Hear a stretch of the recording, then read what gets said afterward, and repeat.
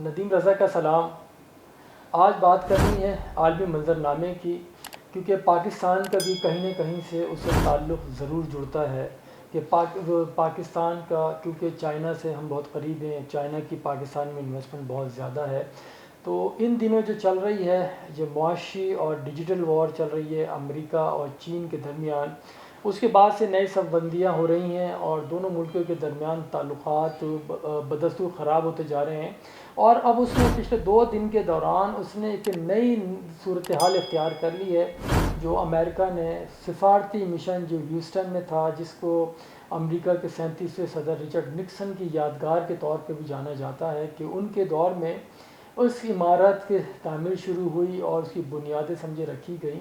تو Donald Trump نے صدارتی انتخاب سے پہلے ان کی بھی جو لیگیسی تھی اس سے بھی شاید جان چھڑانا چاہتے ہیں، اور تو یہ جو صورتحال ہے کشیدگی میں بڑھاوا ہی دے رہی ہے۔ اور پھر اس میں ایک اور بھی چیز ہوئی ہے، کیونکہ سوشل میڈیا پہ کافی چیزیں وائرل ہو رہی تھیں کہ ہیوسٹن جو چینی قونصلیٹ ہے جسے بند کیا گیا ہے، وہاں سے دھواں بھی اٹھتے ہوئے دیکھا گیا ہے۔ اس میں کوئی خطرے کی بات نہیں ہے، یہ نارمس ہیں، یہ سفارتی اقدار ہیں کہ جب بھی کسی ملک کو شارٹ نوٹس کے اوپر خالی کرنے کا قونصلیٹ یا سفارتی مشن کا کہا جاتا ہے، تو وہاں جو مواد ہوتا ہے اسے جلا دیا جاتا ہے، کاغذات جو انتہائی اہمیت کے حامل انہیں جلا دیا جاتا ہے۔ بالکل اسی طرح سے جو ہم نے دیکھا تھا انقلابی ایران جب آیا تھا تو تہران میں امریکی سفارت خانے کا گھیراؤ کیا گیا تھا اور پھر وہاں اندر جتنا بھی مواد تھا اسے جلا دیا گیا تھا۔ بالکل اسی طرح جب 2017 میں امریکہ نے روس کے سان فرانسسکو میں جو قونصلیٹ تھا اسے بند کرنے کا کہا انتہائی شارٹ نوٹس پہ،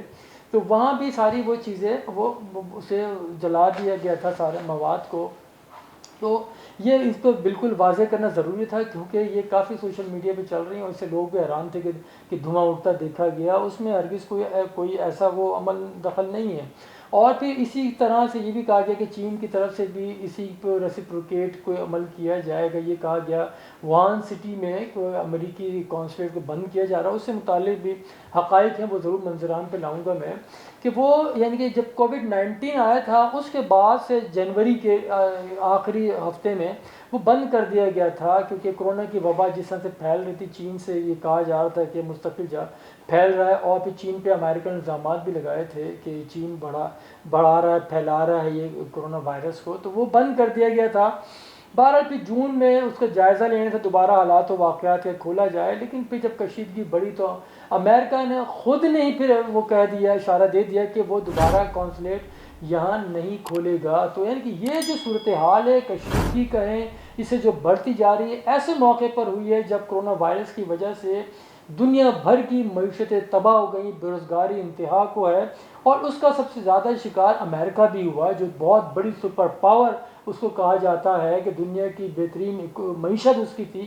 وہاں پہ بھی دیکھیں تاریخ کی انتہائی سطح کے اوپر بے روزگاری چلی گئی، 4 کروڑ سے زیادہ افراد کہا جاتا ہے بے روزگاری ہو گئی ہے، اور جتنی بے روزگاری اس دور میں ہوئی ہے، یعنی کہ اس 6 ماہ کے اندر کبھی اس تاریخ میں نہیں ملتی ہے کہ اتنے بڑے پیمانے پہ چیزیں ہوئی ہوں۔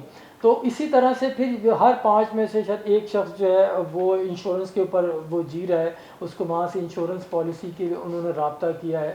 تو یہ جو محرکات ہیں ایسے موقع پہ ہو رہے ہیں کہ جب ہر جگہ ہر کوئی پریشان ہے کووڈ-19 کی وجہ سے، تو یہ اس نہج پہ لڑائی کیسے پہنچی جو سفارتی سطح کے اوپر بھی آ گئی ہے۔ تو اس کے جو بھی یعنی کہ ماضی قریب کا یا مستقبل قریب کا جو صورتحال ہے، ہمیں اس کا بھی جائزہ لینا پڑے گا کہ یہ حالات و واقعات یہاں تک کیوں پہنچے، اور چین سے آخرکار خطرہ کیا ہے، اس کے اوپر ہمیں ضرور نظر ڈالنی ہے۔ سب سے پہلے بات کرتے ہیں امریکہ اور چین کے تجارتی ہجوم کی، کہ وہ کتنا ہے، کہ امریکی محکمہ تجارت کے جو اعداد و شمار ہیں وہ بتا رہے ہیں ہمیں کہ امریکہ اور چین کا باہمی تجارتی حجم 2018 میں $737 ارب تھا، یعنی کہ امریکہ نے 2018 میں چین کو $179 ارب کی اشیاء برآمد کی اور چین سے $378 ارب کی اشیاء درآمد کی گئیں۔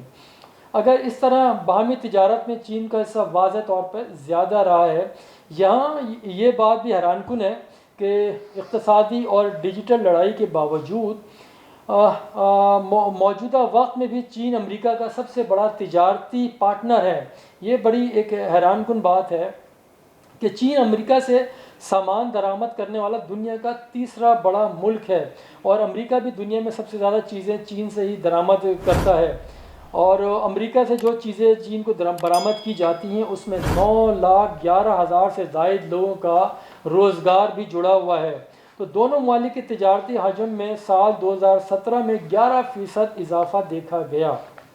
تو اسی طرح امریکہ بھارت کے تجارتی حجم پر نظر دوڑائیں تو دونوں ملکوں کے تجارتی تعلقات یا تجارتی حجم جو ہے 142 ارب ڈالر رہا ہے۔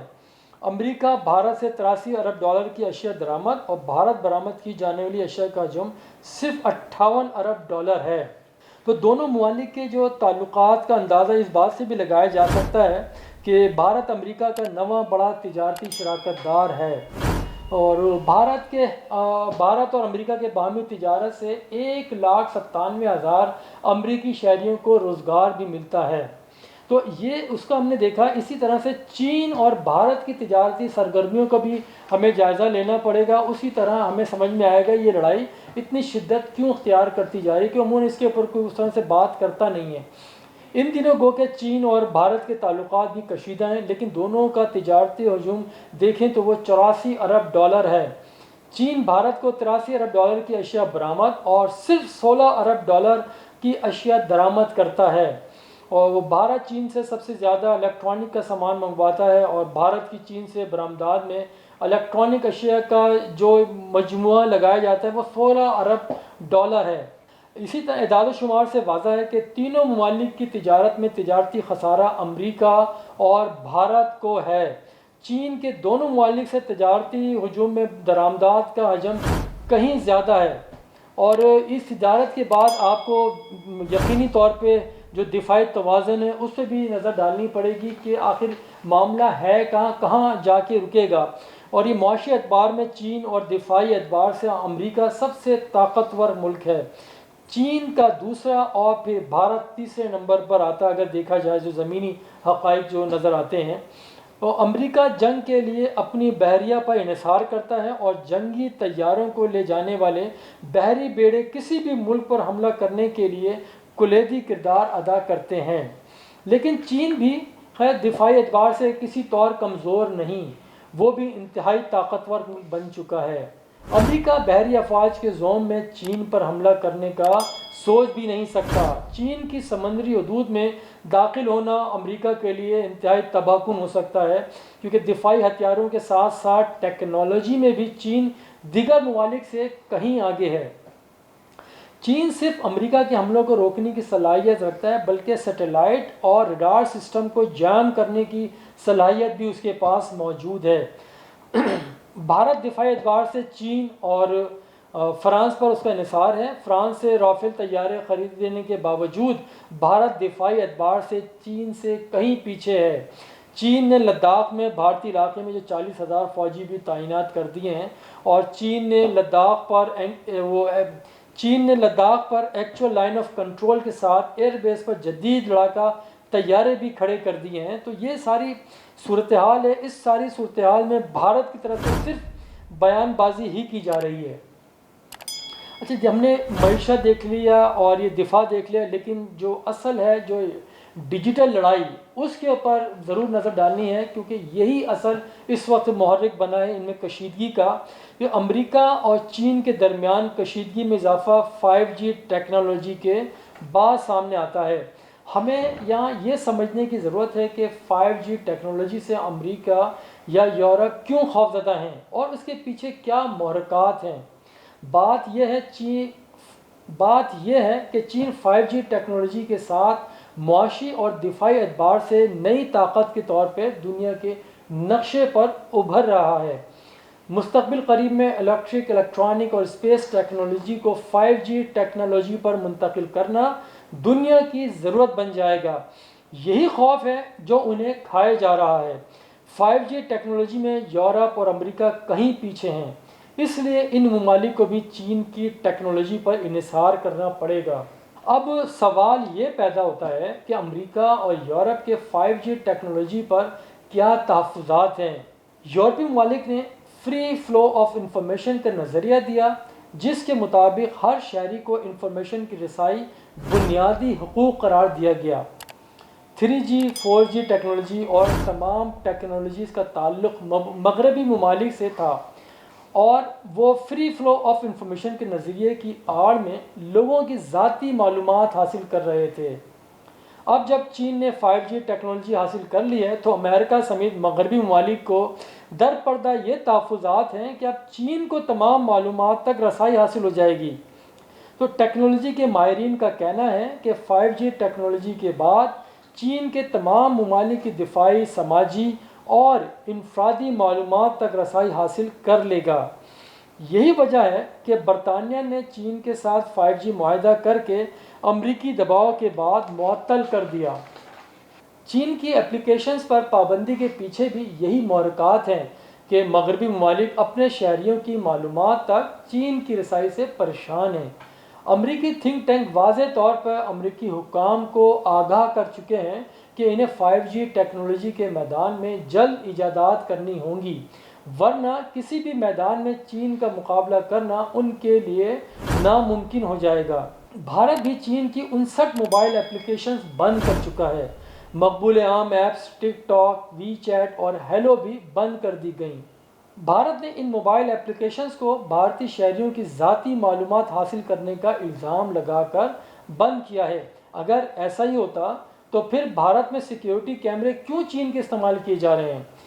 یہی نہیں بلکہ بھارتی فوج بھی چین ہی کے سیکیورٹی کیمرے استعمال کر رہی ہے، اور یہاں تک کہ بھارتی پولیس اور فوج چینی بلٹ پروف جیکٹس بھی استعمال کر رہے ہیں۔ بظاہر لگتا یہ ہے کہ بھارت نے سوشل میڈیا ایپس پر پابندی امریکہ ہی کی ایما پر لگائی ہے۔ پابندیوں کا مقصد چین پر معاشی دباؤ بڑھانا ہے۔ اس کے برخلاف بھارت کے اقتصادی ماہرین چین کے ساتھ معاشی کشیدگی کو بھارت کے لیے تباہ کن قرار دے چکے ہیں۔ بھارت چین سے معاشی دشمنی مول نہیں لے سکتا کیونکہ بیشتر خام مال چین سے ہی آتا ہے۔ بھارت جس قدر چین کے ساتھ کشیدگی بڑھائے گا اتنا ہی بھارت کو تجارتی خسارے کا سامنا کرنا پڑے گا۔ ان ساری چیزوں سے یہی ثابت ہوتا ہے امریکہ اور بھارت یا دیگر یورپی ممالک جس طرح چین کا راستہ روکنا چاہ رہے ہیں، نقصان چین کا نہیں انہی کا نقصان ہوگا، انہی کی معیشت کا نقصان ہوگا، انہی کے عوام کو نقصان کا سامنا کرنا پڑے گا۔ کیونکہ دیکھیں ایک تو بات سیدھی سی بات دیکھیں یہ بھی ہے کہ پابندیاں لگا کے یا واک اوور دے کے فتح حاصل نہیں کی جا سکتی۔ فتح اور کامیابی مقابلے ہی کی بنیاد پر حاصل کی جا سکتی ہے۔ آپ چین کا راستہ روکنے کی کوشش کریں، چین مزید راہیں اس کے لیے کھل رہی ہیں۔ جو ایران کا بھی بھارت کا پارٹنر ہوا کرتا تھا وہ ایران سے وہ چین کے ساتھ آ گیا، وہاں پہ $400 ارب کا معاہدہ ہونے کے لیے جا رہا ہے، پاکستان کے ساتھ جڑ رہا ہے۔ ون بیلٹ آپ کے سامنے تو کہاں کہاں اس کا راستہ روکا جائے گا، نقصان سازش کرنے والوں کا ہی ہوتا ہے۔ تو یہ جو صورتحال ہے اس کا مقصد یہ تھا کہ عالمی منظر نامے پہ یہ ساری چیزیں چل رہی تھیں تو اس کا احاطہ کرنا بہت ضروری تھا۔ تو یہ ساری چیزیں ہیں اب آپ کے سامنے رکھ دی گئی ہیں۔ اس میں جو افواہیں تھیں ان کو بھی کلیئر کیا گیا ہے کہ ایسا کچھ نہیں ہے، اور بہرحال جیت اسی کی ہوتی ہے جو مقابلہ کرتا ہے اور اس کی تیاری کرتا ہے۔ جو سازشیں کرنے والے ہوتے ہیں ان کی کبھی نہیں جیت ہوتی۔ بہت شکریہ، خدا حافظ۔